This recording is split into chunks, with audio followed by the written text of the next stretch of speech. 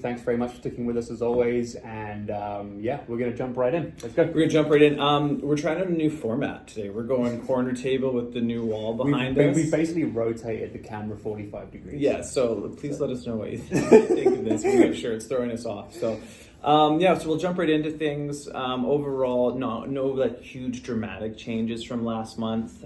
We did see the sales pick up significantly closer to the 10-year average. It was about a 30% increase from last October after quite a few months of the sales tracking about like 20% below the 10-year average. So we're right back up for October, close to that 10-year average. Curious to see how that plays out in typically slower months of November and December, January. Yeah, I mean, I don't know. Yeah. But I think it seems to be, the market seems to be going in more of a veering towards a busier kind of season, even though it's in the winter. I think things are going to be a little busier as we go towards the end of the year. And then as we get into the new year, it's probably going to pick up quite a lot more, I would think. There'll be that renewed When's sense the next of, rate cut again? Early December. Early December, yeah. So we're the curious to second see week what they do there, because we're already seeing a bit of a rate war happening out there. I think the market's basically saying right now, the markets are pricing in at least a 0.25, potentially a 0.5 cut again. If we have another 0.5 cut in December, I think basically New Year's Day onwards is going to be busy. Yeah. If we have a 0.25, I still think it's going to be the same, but 2 jumbo cuts in a row is going to be kind of a good signal, I think, for a lot of buyers to get off the sidelines and jump in. Yeah, and I think the sales from October kind of show that. Usually we'll see like mid-October, things kind of seem like they slow down a little bit. But I think with the new rate cut on the market coming up in December, the sales numbers for October is showing things positive, and a combination with the big 5 banks seem super hungry for mortgages right now, which they haven't really been over the last few years. What was that thing you were talking about where they're trying to win over existing Yes, mortgage holders? yeah. So it seems like we were talking to a couple mortgage brokers, and it seems like the big 5 is really hungry for mortgages right now, so they can add it to their portfolios of people who already hold other financial products like credit cards, insurance, investments, and stuff like that. Scotiabank released some numbers saying that over 85% of their current customers for mortgages also hold all these other products, which really boosts their profitability. So it's kind of like they're trying to they're realizing that they can offset the mortgages by bundling them up. So you're seeing really attractive rates under 4% for 3 and 5 year fixed. I know some credit unions are getting really aggressive with like promos and stuff like that as well. So I really am curious to see how that what changes between now and the next rate cut in December, and how much more that's going to ramp up if we do see like another big cut. Yeah, and I think that echoes a lot what we've been seeing out there recently with a lot of banks kind of offering almost like predatory rates to buyers that aren't currently their customers. Yes, so exactly. For example, I mean, and it kind of speaks to what you were saying there about you had probably about 2.5 years now of a very slow market. And obviously low sales volume means banks' revenues from mortgages generally drops quite a bit. So what they're doing is basically trying to steal the other big 4 banks or credit unions or whatever it is. They're trying to steal their mortgages on renewal and trying to basically be like, well, hey, you've been with Scotia for 5 years, and hey, we're at TD.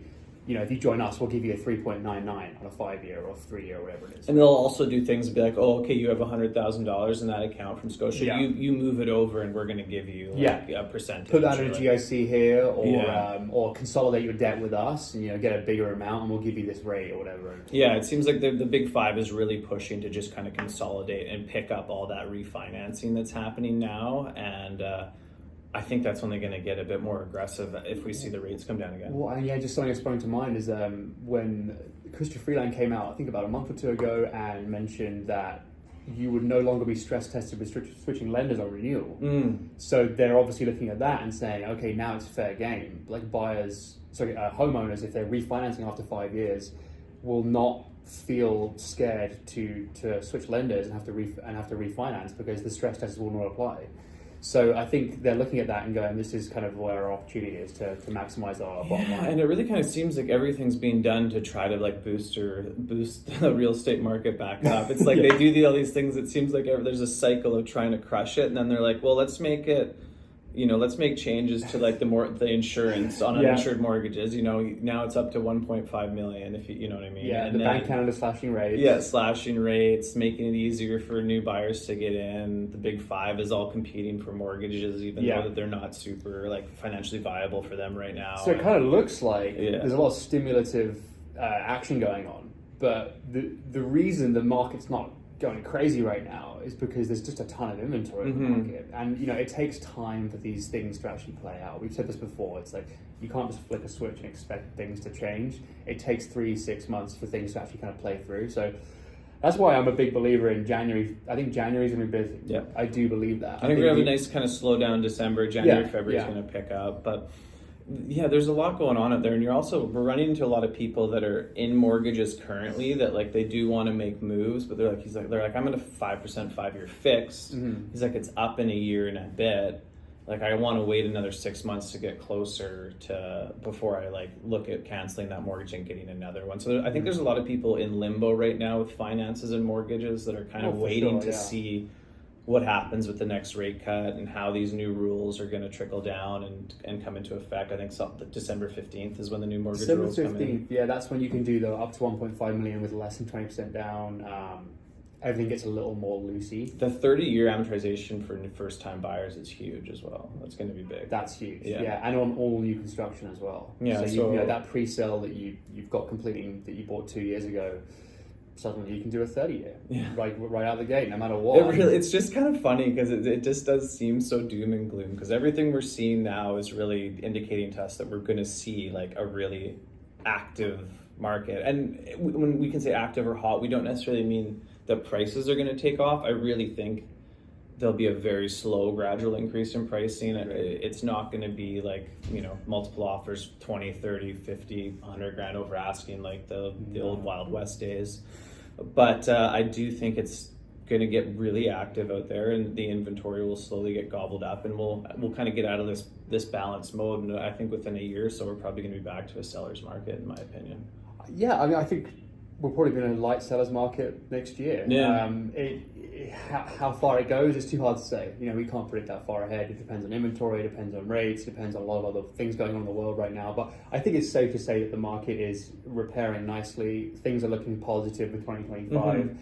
And a lot of buyers are coming to us now quite in very smart way, being like, hey, I've been sitting, I've been watching, I've been waiting. I kind of feel like the tide's turning. I need to get in. I've got to buy something before Christmas, because I'm fully aware that come January things could look quite different. Could very well be the case. I kind of think that's going to be the way it is. Yeah. I think you agree. A lot of realtors are saying the same thing. So I guess for buyers, if you are out there looking right now, it's kind of like, it's probably a good time to pull the trigger before Christmas. Inventory is still relatively high, and optimism isn't quite there yet. With the change of the year in January, I think there's going to be a renewed sense of optimism, and I do think that things will heat up. But like Forrest said, it's not going to be like races. It's going to be a gradual thing. I think all the people that have to do a sell buy are going to start in these winter months. I think a lot of people are thinking, okay, we'll get it listed. I know it'll be a bit slow, but if they can get something under contract by early New Year on their sale, then they've got some time to get to the market and be a bit picky before kind of things pick up a little bit more. Because by I think it's going to be a very active spring, and it's going to feel a lot faster to a lot of buyers than it would right now. Where it does feel like you have time still on the buy. You can get longer subjects. You can be a bit more aggressive with things, and I think that's going to slowly fade away as everything picks up here. I would agree. So I guess we'll update you guys. We kept it under 10 minutes today. That's not bad. That's not bad. So what we'll do for next month. So we'll basically do the final newsletter of the year just after the Bank of Canada update, and update you on what the rate cut was, and then we'll kind of end the year like that, and then we'll be back in January to let you know how it's going from then onwards. But we'll see you in December, and if you have any questions, just reply to the email. We'd love to help. Take care, guys. Thank you.